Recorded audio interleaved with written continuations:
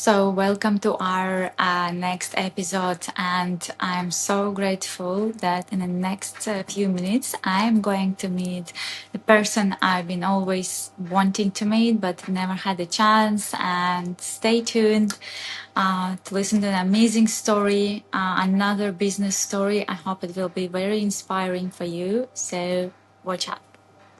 Hello, everyone, and we have special guest today, Frankie. Frankie is the father of beautiful children. Frankie, you have three or two? You have three, I think, Three. right? I got too many of them, that's for sure. Oh, wow. I don't know how you That's do that. what I got Frankie, this morning. That's the oh, wow, side that's cute.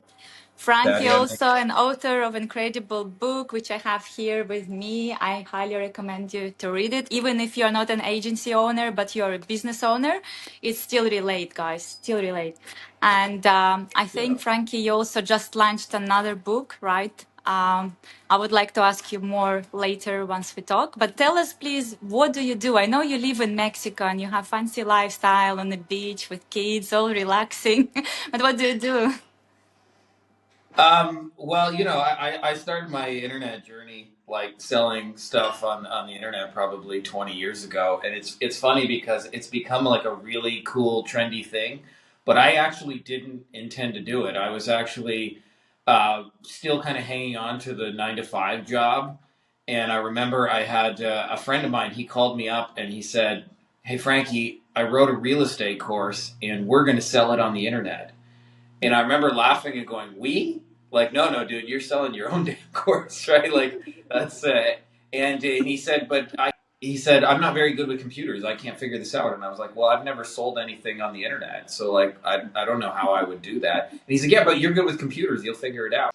And that kind of like began this journey of like ending up on this whole online thing. Is I ended up I couldn't find a job at that time because the financial crash was kind of happening and there were all these layoffs, and it led me down this journey of kind of working online, which has grown and evolved tremendously over 20 years, where I no longer even know how to describe it to myself, but most people know me as the guy who built like the digital marketing agencies. And I started this thing almost 20 years ago, before it was really even a lot of the things now have names. Like I had a what's known in the industry as a white label agency, where you're essentially like a subcontractor for other businesses. And we did a white label agency like probably 10 years before it even had a name. And now I've kind of more evolved into like helping other people to be able to do this, and have all kinds of stuff related to that. But like mostly what we do these days is we make digital stuff do the work for ourselves and for our clients, and in doing so, free them up so that we can actually have a life and not have to be working and grinding all day long. Yeah, I love that. That's also I'm trying to promote to all business owners that you don't have to, struggle and work 24/7. There are ways to do it in a better way, but people like us and like you, we probably learned it the hard way, right? Obviously, it wasn't as easy from the beginning. Do you Yeah. mind sharing any, like, what was the worst story in your business? Well, I mean, for me, it was really interesting because I actually remember I was at a real crossroads in the early days. I'm thinking like 2007, but I was sleeping on my girlfriend's couch. I was not making any money on this whole internet business, and everybody kept telling me, like, I think everybody who starts a business has a person like this. I call them the anti cheerleader. And for me, it was a father-in-law who kept saying, like, go get a job, go get a job. And the financial crash had happened, and there were in my town especially was hard hit, so there were like 30% of the town was getting laid off, and here I am looking for a job. I remember going to like Ford and handing them a resume, and they're like, "Yeah, we just laid off 10,000 people. I don't think we'll be calling you today." And and I remember there was a period where my girlfriend, she worked for the school board, and she found out like I can get you a job in there as a janitor, and she tried to sell me on what a good job it would be, that like you'll make $22 an hour and you'll have health benefits and stuff. And I just imagine in my head that I'd be cleaning up kids' puke and shit and all those kind of things. And I was making no money, and so it was very, very easy. It was like the most tempting thing in my life. But that was the moment, I think, when I decided I'm going to do whatever it takes to make this internet business work, because I'm not going to say that I spent my life as a janitor. And it wasn't like instantaneous or anything like that, but we started to like finally get some traction on some of the things we were doing. And I think honestly, like, the hardest part was like it took me a year and a half to make one single dollar on the old internet. So it's funny to me, like people present it as like, oh, that you just become this magic overnight success. And I'm not saying that doesn't happen. I've seen that happen for a lot of people, and I've had moments where you have like really accelerated growth. But I still remember the first 500 days in a row making nothing and trying, not for lack of effort either. I just didn't know what I didn't know. And that was a really rough period, sleeping on the couch, thinking about should I just become a janitor? You have the anti cheerleader saying, just get a job, just get a real job. And like there was definitely some dark moments in that first little bit. Yeah, well, I also saw some people who have success very quickly, but I'm not one of those as well. Yeah. So the lesson is here, never give up, I think. And if you truly believe you could do it, just go for it. And we also now trying to educate business owners, that there is an easier path. You don't have to struggle, because right now what I'm seeing, some business owners, they are where I was, a few years ago, or some of them, they cannot scale because they don't have system processes in place. Could you tell us a bit more about your business and how you're obviously teaching agencies? And this is even harder because you need to educate them how to do, how to implement system and processes that everything would be scalable, and also you can have more time with your family rather than sitting working 24/7. Yeah, there's no rule in business. Obviously, you have to deliver value for other people, but there's no rule that says you have to be the one pushing the buttons and doing the things. And I think a lot of people miss that. And I'll tell you, like one of the big breaks I had, because you mentioned like systems and processes, it was around, I want to say like 2015, and a mentor of mine, he ran a really big mastermind for the top personal injury lawyers in the world. And he had found out that I had done SEO for 10 years, and he invited me to come as part of it. And I told him, I said, Ken, I haven't done SEO for like 2 years. And he said, that's exactly why we want you to come, because we have all these SEO questions, but honestly, we're not smart enough or technically sound enough on this topic to know who's telling us the truth. And every single person is trying to sell us a solution, so we can't really figure out who's being honest with us. You Yeah. don't have anything to sell us, so you can just tell us the truth. Is this working? We just want to know basic stuff. Is it working? Should I keep my provider? Like, how do you see this kind of thing? And it was interesting because I got to sit in a room with a lot of the top, injury attorneys, watching them grow. And these are like the guys who are doing $100 million a year and more. Like the big players in the space that you see on every TV ad and every billboard and kind of thing if you're in America. And the more I sat and listened to their business, the more I was like, man, that sounds a lot like mine. And so I always say, like, the best stuff I learned in my own stuff, I learned from sitting in those rooms, sitting there. And one of the things one of my mentors said is when he discovered the importance of systems and processes, and I have a friend who calls them freedom files because that's closer to what they are. Like, in the same way that you think about, like, Ray Kroc never had to wake up and make a Big Mac because he had a process, and you can go anywhere in the world. I've been to Beijing, China. I don't eat McDonald's, but if you do, I guarantee you, if you got a Big Mac in Beijing, China, it would be like just like you remember it anywhere else because they're using the same system and process over and over. And systems and processes are a way to replicate yourself without you having to be the one to do it. So in Ray Kroc's case, they've sold, I forget what the sign says, like, 99 billion, chickajillion, whatever served, but he's not the one flipping the burgers. And so if you take that mentality, what you realize is that often, like, a lot of people struggle with delegating and things like that, and they say, well, nobody does it quite like me. And if you're able to get you out of your head and into step-by-step instructions, then anybody anywhere can replicate you. And this has been a total game changer for us, along with the understanding that the internet never sleeps. Like, a lot of people know me as the guy who closes sales on videos, and I always kind of get a laugh because everybody always asks me, "Do you think my thing could be sold on video?" And they always think their thing's different. And I'm like, we've sold houses entirely over video. I've sold a car just entirely over video. We've sold hundreds and hundreds of agency services in all kinds of different niches. We've sold crypto. We've sold investments. I've sold courses, masterminds, retreats.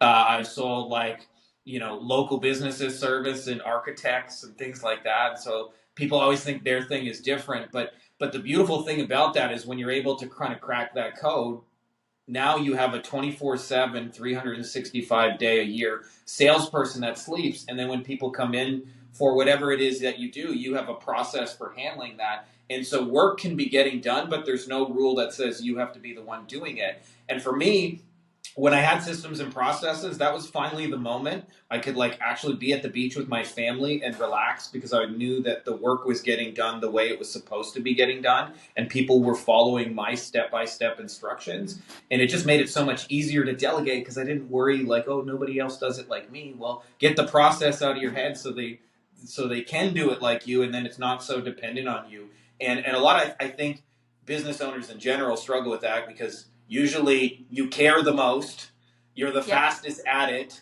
you're the Yep. most competent, it's cheaper to do it yourself, and it's faster to do it yourself. But the flip side of that is it's easy to build for yourself a prison, and then the thing you're building, even though the individual steps are faster, the machine you're building will move so much slower if everything depends on you.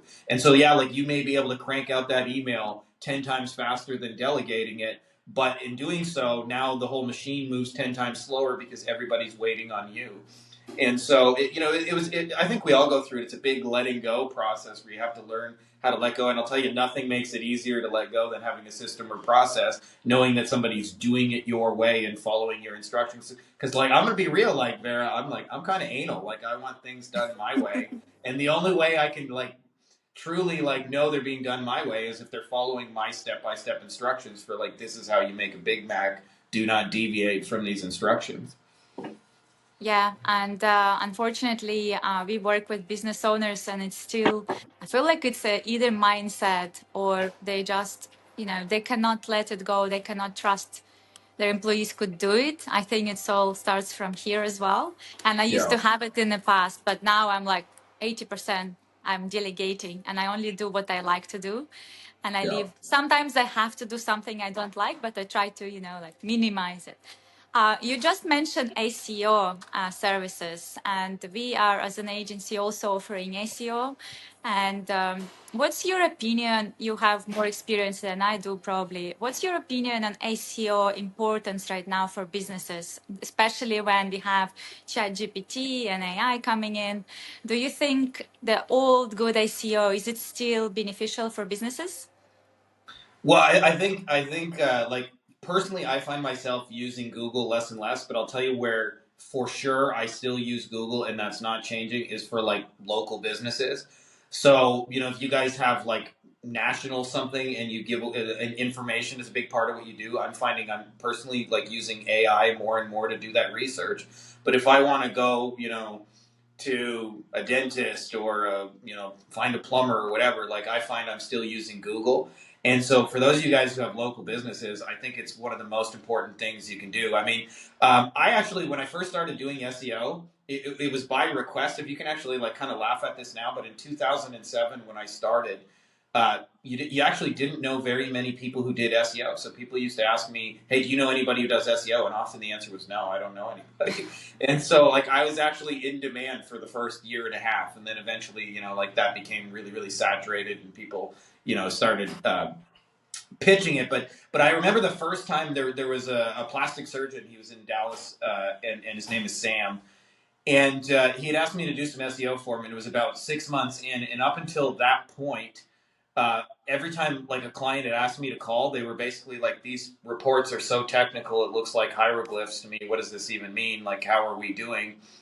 And so he had asked me to call him, and I thought like it was just another explain the reports to me, and I was almost apologetic. I felt like in my worldview at that point, like his status was level 100 and I was like level 2, so I felt like I was even like taking his time. So I actually like apologized when I got on the phone. The Canadian in me said, "Hey, sorry, Sam, for Dr. Sam for taking up your time," and he laughed at me. He's like, "Are you fucking kidding me?" He's like, "You're more important than my office manager. I have no idea what the hell you're doing." But people call us all day long and they say the same thing. They say, "We found you on the Google. We found you on the Google. I have no idea what you're doing, but please, for the love of God, keep doing it, because we've probably added $3 million a year in revenue, and it's only August and we're still going just from whatever it is you're doing."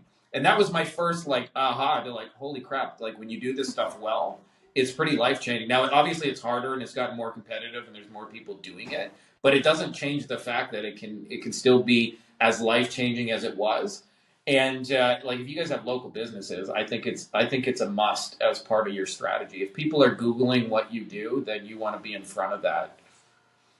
Yeah, and I feel like business owners now getting more into SEO because ads are too expensive, and they Yeah. try to explore. And it's hard. It's hard to sell the services because they don't have understanding what it is, how to do it. Is it beneficial? But with all the AI now, they're kind of questioning: is it still good? Is it still? I still feel like it's not dying. Like old good emails. Emails is another thing. Yeah. Businesses thinking that it doesn't work, but I still believe old good emails still work. But again, many of them don't do it. So it's a bit disappointed. Yeah. If you live long enough, you'll see marketers declare things dead that are not. Like email I saw your supposedly recent post, by the way, when died everybody 10. said, yeah, yeah, Yeah. that's hilarious. And what about your lifestyle? I know you're in Mexico, always seeing pictures of you with kids. I mean, videos, you're on the beach. And how did you shift to that bit? Can you tell us more? Yeah, I honestly like so when I first had kids, my wife is from Germany, and so we moved about 45 minutes away from her parents. It was like the perfect distance where we were close enough to visit whenever we wanted, but they had to call first. They couldn't just knock on the door and show up and say, "I'm here." Like I don't want just the in-laws showing up unannounced. And I loved it. I loved living in Europe, especially because, like, to me, I grew up like on the border of Canada and Detroit, Michigan. So I grew up in Windsor, and what ended up happening is whenever you cross the border into the United States, anybody who can confirm what I'm saying as a foreigner, it's like it's a CSI interrogation. What's the purpose of your destination, guys with guns? And they're like, they act like you're guilty of a crime. And then so when I first got to Europe, I was amazed that we could drive 7 minutes and we would be in France. And it was just like, bonjour, vive la France. And Yeah. so, like, to me, it was so beautiful being able to, like, travel. And then also, most of my clients were in America. So nobody bothered me till like 3 p.m. There were no fires to put out at the start of the day. And I loved it. And then the COVID madness began, and Germany became intolerable for me. I'm not telling you guys what to think or believe, but I mostly just, like, do my own thing and want to be left alone. And I wasn't allowed to, like, do my own thing and be left alone. Like I can remember we were walking through the forest, like alone, quiet in nature, and there's a point where you get close to the border to France, and there would be like a guy who's like, COVID rules, you can't go past here, and I'd be like, really? Like I'm gonna die of I'm gonna die of this deadly virus if I walk 10 more meters, but I'm totally fine over here. Like, is that what you really believe? And it just became like people weren't leaving me alone, and I was getting harassed and stuff like that. And so it started like not for really benevolent reasons. It was just like, where can we go to in the world that doesn't have like these stupid lockdowns? And at the time, there were only 6 countries in the world, and Mexico was one of them. And I'm in a weird situation where I'm sure it's the same for you, Vera, but I go to conferences and stuff. So like I know a lot of internet marketers, but I don't know a lot of people in one place. Like I know people scattered all over the globe, but I don't know like a lot of individual people in one place. And so we just started asking around, like, who do we know that's already there? And I had a few friends in Mexico, and Ilka, my wife, she had a friend in La Paz and said, "Hey, I got a second home in La Paz. I think you guys would really like it." She Googled it an hour later and said, "We're moving here." And so we just took an Airbnb for 45 days, thought like, let's check it out and see how it is. But like, it turns out we love it here. It's paradise. And we've stayed now for like 3.5 years, and it's we got a really cool lifestyle too. I'm not bragging, but like we have a whole team of help that I couldn't imagine living without now. Like, just downstairs earlier, and the pool guy walks in and comes and cleans the pool, and like I don't have to worry about that. And, there's a gardener, there's a guy who looks after my chickens, there's a person who cleans up after us. I'm not saying like sometimes there's other challenges where we have responsibilities and we have to figure out how to pay them all. And of course, in Mexico, they all only do cash. And it's always a difficulty because the ATM only lets you take out a certain amount of money at a time. And we got to make 3 trips to be able to pay all the staff on Christmas. But, having said that, those are good problems and I would take them. So I'm not Yeah, like, that's right. And do you have a team? like on the business side, yeah. Like I have Yep. this is the smallest team I've ever had. We have 5 virtual assistants right now. There was a time where I had like more like 40 to 50, but I don't know. I'm small and lean right now. That's kind of how I Yeah. like it. Yeah. Well, I guess no need anymore with all these technologies and systems and platforms I guess we don't need anymore. Yeah. And tell us more about your recent book, because I really love, it's my dream actually to have a passive income, don't work and still earn money. I didn't Yeah. read your book yet. It's on my to-do list. I need to order. Let's see if they do it to Portugal. But tell us more about this book. Do you have it with you, by the way? We can Yeah, share. I'm gonna hold it up. It's called Passive Automated Recurring Income, and it started actually. Ilke and I had this idea, like, being a little too graphic, but we might have had some hot, sweaty baby making kind of moment. And when we finished it, we just had like this idea, like, we need passive automated recurring income. And it was a very specific phrase because passive meant I didn't have to do anything for it. Automated meant it was like done by a computer, so it was predictable. Recurring meant it was more than one time. And obviously, income is like the most straightforward of those things. And at the time when I wrote down the idea, I had exactly zero of it. And I actually, shortly thereafter, created my first stream, and I actually created my first passive automated recurring stream, my oldest one, totally on accident, and I had no idea what I had. But I was doing some client work, and one of my clients said, "Hey, we have this email form that people fill out on our website, and we know we have to call people back really quickly, but um, we don't have any staff right now. Like, one of our front desk people, she just quit, and another one is like on vacation, so we're short staffed, 2 people. Is there anything we can do, like technology automation, just to let them know we got your thing and we'll follow up?" So I got the idea at the time. I was like, I used an email service. I still use them, called Aweber. And I was like, man, why don't we just, firstly, we'll send them an email, just say like, hey, we got your thing. Somebody on the team will get back to you within 20 minutes. Hang tight. We're going to call you from this number. And then I was like, let's add 7 or 10 follow-ups. I forget exactly how many, but it was like, let's just send them your best testimonial. So I didn't really have anything to create. And the client said, what do you want me to pay for it? And I didn't really think anything of it. I just said, just use my affiliate link. I'll get an affiliate link, and as long as like I can make a little money off the software, I'm happy to set it up for you. And at the time, like, I was working for $2,500 a month per client. So like, this idea that I'm going to do this little odd job, it was small, it was unimportant. I didn't really think anything of it. And I ended up telling what I did to another client. They said, I want that too. And so I ended up doing it for like 6 or 7 different clients. Well, it's been almost a decade now, and Aweber is still sending me $200 to $300 a month. And so, from stuff I set up almost a decade ago, and I was like, I had no idea what I had at that moment, but it was like, holy crap.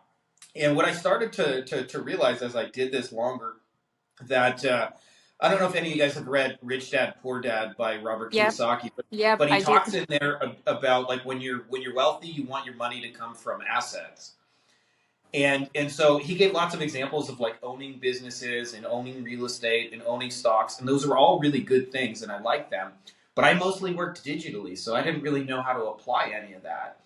And so like, it became this thing that, like, it was a really good book. It was kind of even life changing in a way, but I still didn't really do anything with it. I didn't really apply anything. And what I came to realize about 4 or 5 years ago, that everything he was talking about in that book applied digitally, that there were all these digital assets that could be rented for money independent of you, and nobody even knew what they are. And so, like, one small example of a digital asset, like, I'm known as the close on video guy, but I look at the video that actually does the closing of our sales for us as an asset. There was a time where I either hired salespeople or did it myself and like jumped on calls with everybody. And now that the video is doing the closing, I have like a literal quote unquote closer that works 24/7, 365 days a year, doesn't take off holidays, doesn't take off weekends, doesn't complain, makes perfect pitches. And I found the more I've made my income created from assets, things I own and control, and less from, hey, I'm awesome and I'm so cool and jump on a call with me. And I found, like, in doing this process, that the recurring income formula is really 2 things. It's a combination of what I would call distribution, which is like an audience of people, and then putting in a recurring offer. And what I came to realize as I kind of explored this topic more and more is that in this digital world, people have audiences all the time, because anybody with a camera can be a creator, and people literally build audiences all day, every day, and don't know how to monetize them. So like, there's no shortages of audience, and there's and then you can also like take offers. So like, for example, we've gone to like people like who have um, like investment YouTube channels, and sometimes they'll build a channel of like 700,000 people and be making nothing from it. And we'll go through and organize like an affiliate offer for like a software or a tool, and we'll go share it with their audience and negotiate kind of a special deal on their behalf and put them together. And it's not our audience and it's not our tool. And so what ends up happening is it creates recurring income, but like once it's set up the first time. So I look at Aweber, like if you think about it, like they've sent me a check 12 times a year for 10 years. So I've got 120 payments from them, like give or take, like ballpark, like, but only the first one actually took effort. The second 119 didn't. And so I never want to sell people like there's like it's magic do nothing money, but it's working smarter, not harder. And what I realized is like in this digital age, there's tons of people who have built audiences and don't know what to do with them. And this also reshaped our approach to actually growing like the digital marketing business, because I realized, and I have an example in the book that kind of like really, that was like a big part of what took me the time, was like deducing everything down to simple images. But I was trying to explain the power of distribution, and my man Eric helped me to do that. I don't know if you can see that over there. Let's see if I got it kind of in front of the Yeah. camera. But there's the idea of like two farmers, okay? So this is what most people are. This guy's name is Andy and Bob, so just kind of like A and B.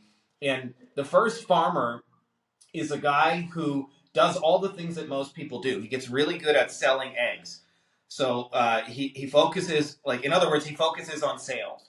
So he creates 2-for-1 egg offers, organic, farm fresh, and he stands by the side of the road and he makes the best sales pitch he can make. So that's Farmer Andy. Farmer Bob over here believes that distribution is more valuable than money. So instead of trying to sell eggs, he tries to get his eggs sold in stores. So he goes to stores and says, "Hey, I got these really awesome eggs, and if you guys want to, supply organic farm fresh with your people." And he makes irresistible offers too, but he makes it to distribution, not to people onesie twosie. And I always just say, like, fast forward 6 months or a year, who do you think is going to sell more eggs? And of course, it's Bob. Like, he's going to have hundreds and hundreds of stores. Like, if he gets Walmart selling his eggs, he's going to outsell Andy by 12 billion, even if his offers aren't as good as Andy's, even if his messaging isn't as good. And so what I started to realize is I help a lot of digital marketing agencies, and a lot of these people, they believe they have to one-to-one message a million people. And I've realized that, like, say you're working with dentists, that you can find the top dental podcast or the top dental conference or the top like dental mastermind, and add value to their audience, and essentially they will put you in their distribution. And so like the question I got asked by a lot of the beginners in my audience were like, if you were me and you're starting over and you wanted to get to $10,000 a month, how would you do it? And I decided to just do it and document the process. And all I did is I was Farmer Bob and focused on distribution. So in my case, I went into a new industry I knew nothing about. And I identified like, hey, there's industry associations that have 20, 30,000 members, and they need cool stuff for them. And so I went and showed them like how to do different things. And ultimately, it was the same thing when I used to speak on stage. Like every time you make cool stuff, you get 5, 10, 15 people who reach out for you. And if you got a $2,000 a month or $3,000 a month service, as a lot of art people do, like it adds up pretty quick to add 5, 10 people at a time. And so we were able to do things like I got on the front cover of one of the industry magazines. So they they sent it out to like 20, 30,000 readers. That industry article got us booked on a major conference. So they invited me to speak at one of their stages, and I flew to a conference and like got to speak to their audience. I remember we published some stuff on YouTube, and we had like 5 or 10,000 contractors watch our stuff in the first hour. And those are all things that are only possible if you go after distribution first. And so the reason I wanted to write this book is because so many people have distribution and have no idea. And I've been showing people now. We had a guy like just this morning, like literally this morning, he found a Facebook group that was like a buy sell stuff, like where people are buying and selling stuff. And as often happens, they're not making enough offers to their distribution, so they don't make any money. So like they have all the downside of community, like you got to moderate it, you got to do all the work, you got to delete spam, but they're not making offers, so they don't make any money from it. So it was all work for this person and no upside. So he talked to the person and said, "Could I buy your group?" It was a 6,000 person group, so this one was kind of small. but they offered it to him for 20 Canadian dollars. So he bought the group for 20 Canadian dollars. Immediately turned around and made a post about something he does and said, "Hey, if anybody's interested in getting help on this," and he sold a $300 thing within an hour. And that's the power of it. When you could build a 6,000 person audience, and that might take you 2-3 years, or you can recognize somebody else already created it and doesn't know what to do with it.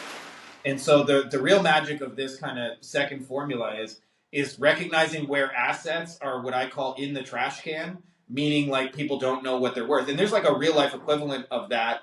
Um, people do this with real estate where you buy like discounted real estate, and the home has been neglected or whatever. But in digital stuff, this happens every 5 minutes.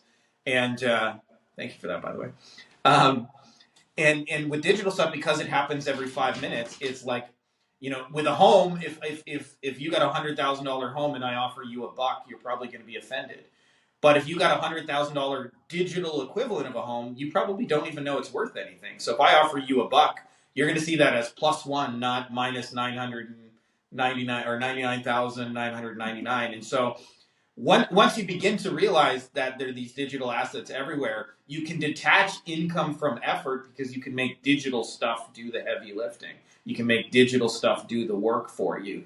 And so, like I always say, like I want the hardest working person in my company to be digital me. Like that guy's been working the whole time we've been talking. Yeah, that's really brilliant. Thank you for sharing this. Actually, we also have a group which we recently launched. We call it Work Smart, Not Hard.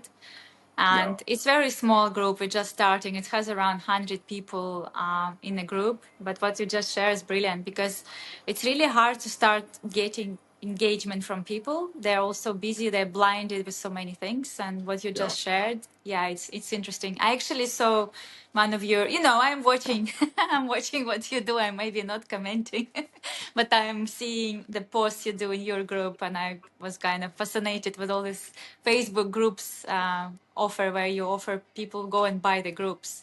It's kind of cool. Something would never cross my mind. Yeah, and what I start, I use a metaphor in the book, which is really, really interesting. So our last house where we lived in Mexico, we didn't have a swimming pool. We lived in a pretty affluent area, and about like 50% of the houses have swimming pools, and ours wasn't one of them. Well, I noticed my neighbor, my literal next door neighbor, had a swimming pool, and they never used it. And for her, it was a second home. So she lived full time in America. She was there like in America, like 11 months, 11 and a half months. So she like literally would just come for Christmas, stay a couple weeks, then go back home and be gone. And for those of you guys who have ever been to Mexico in like the middle of August, it's like the surface of the sun and it's hard to exist without a pool. Yep. So I went to her one day and I said to her, "Hey, I noticed you got to pay like a cleaner, like, like $10 a week or whatever to come and clean your pool. Is there any way I could just pay that for you?" And she said, "Why do you want to pay that for me? What's the catch?" "Well, I want to take my kids swimming." And she said, "Oh, you can take your kids swimming whenever you want. Just go ahead and use my pool. You don't have to ask anybody. Go." And so I use this as a metaphor for digital assets because if a swimming pool is a metaphor for what you want in life, there almost always, as a business owner, three ways to get it. Way number one is you build it from scratch yourself, and that requires effort and time, and there's often a learning curve, and often you don't know what you don't know because you never built a swimming pool before. But it absolutely can be done. Then there is the second way, which is you hire somebody to build a swimming pool, and that's usually using money instead of your time and relying on somebody else's expertise. And assuming you hire right, will happen a lot faster, and there's obviously challenges in hiring. But I propose the idea that almost anything you want already exists, and that swimming pools are available and underutilized all the time. And like one of my favorite examples of this, and I think I wrote this one in the book, but I don't remember. There was a guy, he lived in Newport Beach. For those of you guys who've never been to Newport Beach, it's one of the richest areas in kind of the world, basically. And he used to walk to work because he had no money. He was one of those guys who had no money, and he would walk by the same marina on his way to work every day. And he noticed the same like yachts, the same super boats parked every day, day after day after day. And so what he realized is essentially like these boats were sitting there, and they also cost people money because like if you park it at the marina, there's a Yeah, fee it is expensive for. actually. Yeah, it's quite expensive. I don't know what it is in Newport Beach, but it's $1,000 a month here in Mexico to park a boat. So I imagine it's probably 10 times that in Newport Beach. So he went to one of those people and he said, "I have an idea for running like a boat charter thing, and what I would like to do is use your boat, and I'll split the money with you, and I'll make sure everything's taken care of. So instead of this boat costing you thousands of dollars per month, I'm going to send you money, and whenever you want to use it, you just let me know and I won't book anything on your boat. So like it's still your boat, you can use it whatever you want. And instead of it being an expense, I'd like to turn it into a profit for you." So the first guy gave him a boat, and then he did it again and again and again. And I may be mistaken, but I believe he has the biggest yacht fleet in the Western United States, and he doesn't own a single boat. And when you think about Airbnb um, Yep, like Uber doesn't own a single car. yep, Airbnb doesn't own a single home, and yet they own and control like massive amounts of stuff. And so, like the big idea, the big aha for me is like whatever you're trying to get is a swimming pool that already exists. You can build it yourself.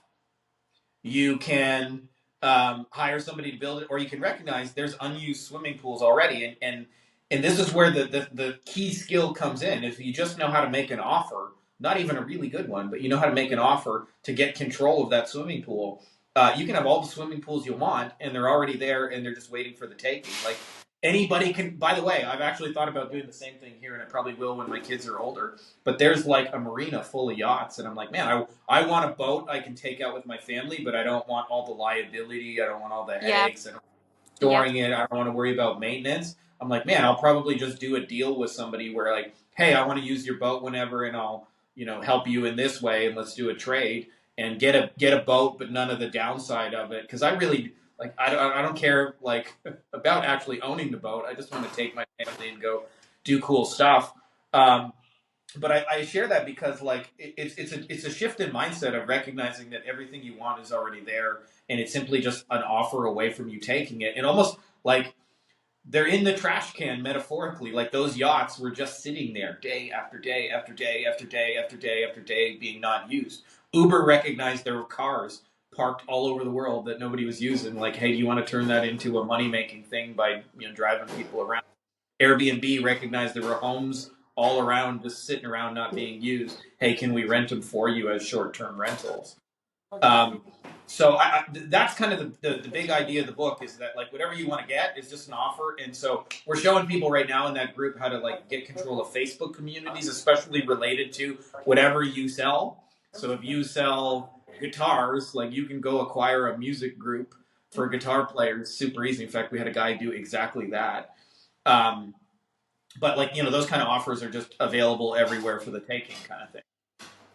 that's really cool. So your book is for any business owner or for any individual. And how can we find this book? Can I have a link later so we can post it in our Yeah, channels? I mean it's on the old Amazon. So if you guys are familiar with Okay. this new book selling website called Amazon, and we were fortunate enough to hit number one in 3 different categories when we launched. So that's kind of cool. That's never happened to me before. But Everybody wants passive income. yeah, yeah, and for me, this is the point where it actually became real. And so like I'm like I had to write this book because it was like I had dreamed about it for a decade, but like no, now we actually have it. And one of the things that's changed for me is that I wouldn't say 100% of days, but like 90 to 95% of days are paydays.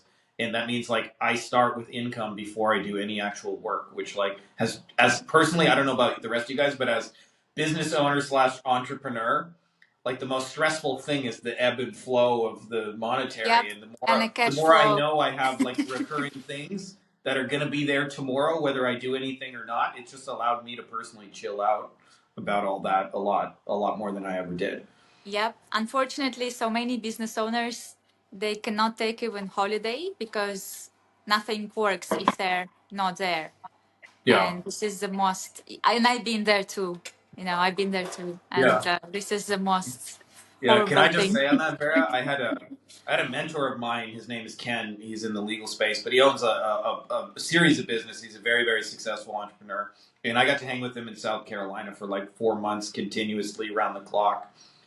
And when I got there, I was expecting to like have him. I don't know. I just kind of like I don't know if he was trying to mentor me, but I saw it that way in my own mind because he had just figured out so many things, and I expected to see him like working and doing all kinds of things, and he never did. Like hanging out with him was like, okay, we're gonna go to the country club now, and I want to take you golfing. Okay, so we're gonna go golfing. Okay, we're gonna go eat something. Okay, okay. And then he's like, okay, do you like karaoke? Do you want to go to karaoke? And then we go to karaoke. And then he's like, do you want to go fishing? There's this really cool beach. I want to take you there. And I was like, yeah, yeah. And then I was like, Ken, like, when do you work? I never see you work. Like this is a guy who's doing like 10 million a year, and I literally never saw him work. And I shouldn't say never, but rarely. And I remember at some point I was like, how are you able to do this? Like, how? How is this even possible? And he said, well, buddy, basically, like in his southern accent, he was like, well, buddy, basically, I like to do things I can do once and get paid for again and again.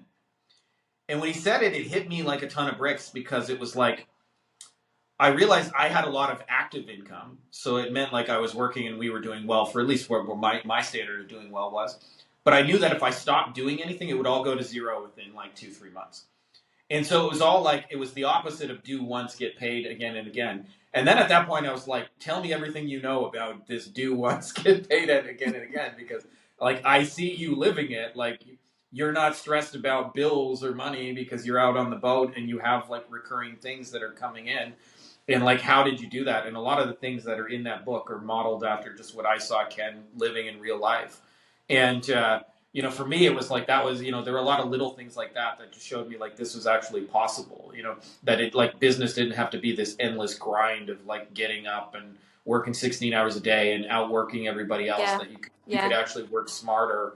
And for him, he had spent 22 years working harder than everyone else. And he said his law firm, like his first law firm, they hit 8 figures, so they were like 10 to 20 million dollars a year. And he said he got divorced over it.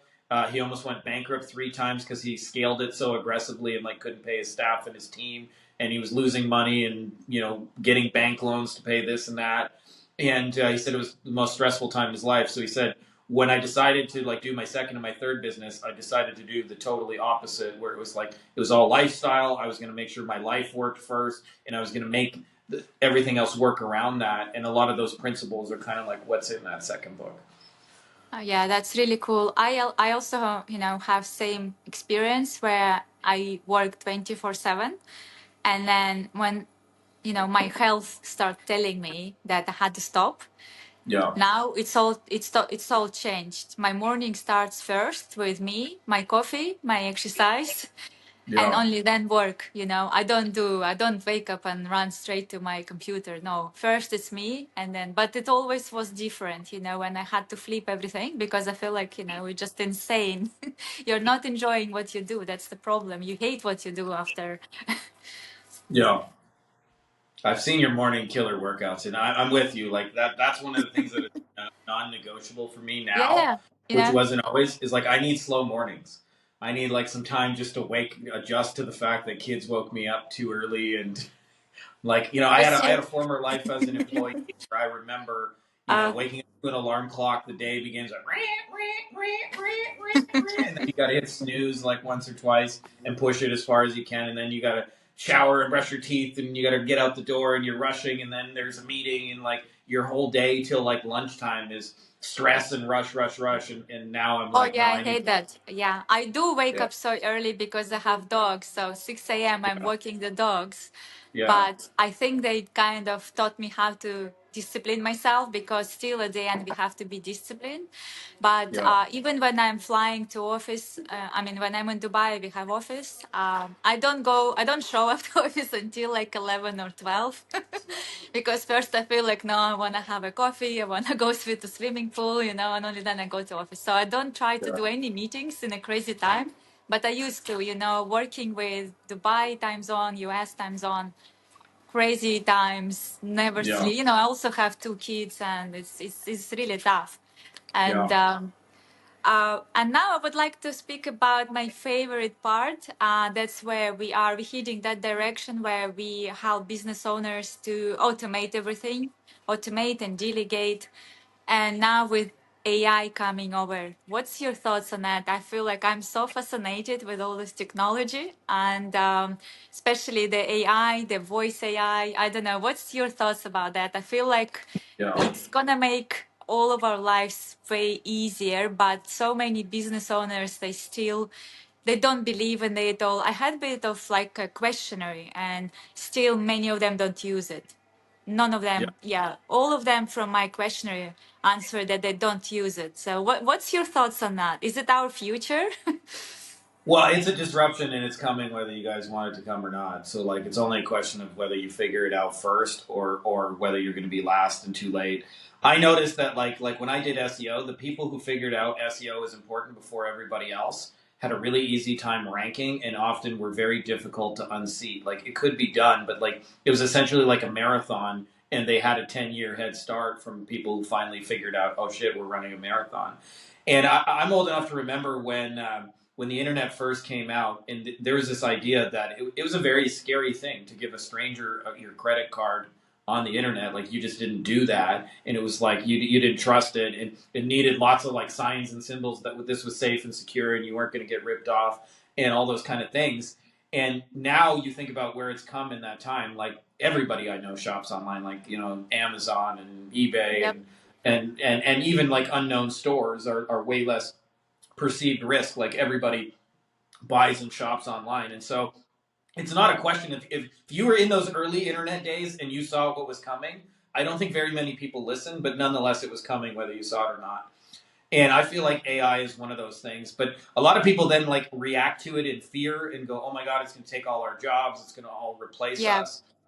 And I had this conversation with a friend of mine here in Mexico who's another like really just smart, kind of brilliant entrepreneur. And we were of the opinion that even when you give people the tool, the vast majority of people don't know what they would do with it. And therefore it's like it's not going to steal your job because it's still up to the human to guide and direct it. And most people don't know what they want. So I think for those of you guys who figure out how to use it, and I think the best use of it begins in little ways. So like I just had an attorney client and we helped them to create what's called a custom GPT. And so the idea in their case is there's a bureaucratic process. So what happens is, um, as part of like their process for filing a personal injury case, they have to send a letter to the insurance company, and they said, then the insurance company sends a response, and there's always the same like 3-4 things, and so they have to scan through these documents, then craft a one-page response, and this is something they do again and again and again and again, and every single time they get a case. So I was like, well, why don't we create a custom GPT? And we'll tell it these are the 3-4 things that it needs to be mindful of, and so we've created it now where he's then able to just upload the document and it'll output the response for him as a copy and paste letter. And so they don't have to spend 20 minutes every single time they do this writing a letter. And so to me, that's one of those things, like one of just those small examples where AI can be immensely useful in your business in replacing what used to be manual labor. In fact, we have like because we have virtual assistants, one of the reasons why my team is smaller and leaner is because we all have them using it for things and generating things faster, quicker, and easier. And again, this ties into process like what we were talking earlier. So to me, it's a disruption. It's coming. Like it's only a question of Yeah. like how you're going to use it, not if you're going to use it. Like the internet affected you, even if you never log on to your phone and you're one of those old farts who like still likes to read the newspaper. Like you're still affected by the internet and everything that happens through it. And I see AI as the disruptor that I also feel like it's going to fundamentally change the way you grow a business. Like I don't have a crystal ball, so like I don't know what's coming in the future. But this is like just one of my predictions. I asked my mastermind members this as well. I said, AI has made it super easy for anyone to create content. Like it was already kind of like in a lot of ways easy enough because you could just grab a phone, but it's made it easy, even easier, especially to publish like written stuff. But you can Yep. also like use it to generate videos, and like we even have a tool that'll like somebody uploaded my book and a tool automatically turned it into a podcast episode in like 2 minutes. So um, the side effect of that is like if I had to bet on the future of whether the online space is going to get noisier or less noisy, I would bet everything I have on noisier. And so again, like I don't have a crystal ball, I don't know the future, but like it just seems really obvious that that's where it's heading to. So to me, the importance of that is like knowing how to stand out in a crowded market is going to become even more important than it ever was, because all your competitors are going to be using AI generated this and AI generated that, and they're not, for the most part, like they didn't really understand how to do it manually, so they're just bringing the same garbage to AI. And so to me, it's your opportunity to use it and leverage it and be way ahead of everyone else. But I feel like it's just like those businesses, now I don't know the year, but let's call it like 1995 that, or 2000, that recognized they should be doing SEO before everyone else, and they had a 10-year head start. AI is going to be exactly like that. Like, I look at a law firm, for example, because it's a business I know a lot about, just having a lot of clients and stuff in there. The law firms who are using AI to draft these letters, to be able to sift and sort things, to be able to read things and to analyze them and spit out stuff, like, they're going to be light years ahead of their competitors that are still filing it by hand and, reading through it. What does this say? And Jenny, can you check that? And the thing about it is the AI is better at it than you are. So you can fight that fact, or you can use it to your advantage and streamline everything you're doing. But it's not a question of if it's coming. It's already here. It's only a Yeah. question of how to use it, in my mind. Yeah, I'm now in Portugal and we have some clients here. We're not promoting our services in Europe, but it just happened. People know me and then they sign up with us. And you won't believe it, they're so old fashioned. They still writing with pencil and pen in a notebook, Yeah. and they still don't have appointments even automated. Even simple things, emails, appointments, they don't even have database. They have nothing. And I kind of really enjoy to educate them and show them. And I say, hey, you'll be out of business if you continue doing what you're doing. And yeah, it's still surprisingly, there's still so many people are still back there. Back in probably we were there in 2000, but there's still people in Europe, and I see that in Middle East as well. You will not believe it. They Yeah. still operate with Excel files and zero. Imagine how much time you Yeah. could save on that. Unbelievable. And I'll just give you Anyways, like one example from like a marketing and promoting business. So like we have custom tools we've created where if I do a video, I can upload it to an AI tool. It will automatically generate a text-based transcript of that thing. I can then take that text transcript, put it in another tool. It'll generate written post about that video, like describing what that video actually contains. We can then also use another tool which will chop it up into shorter form videos.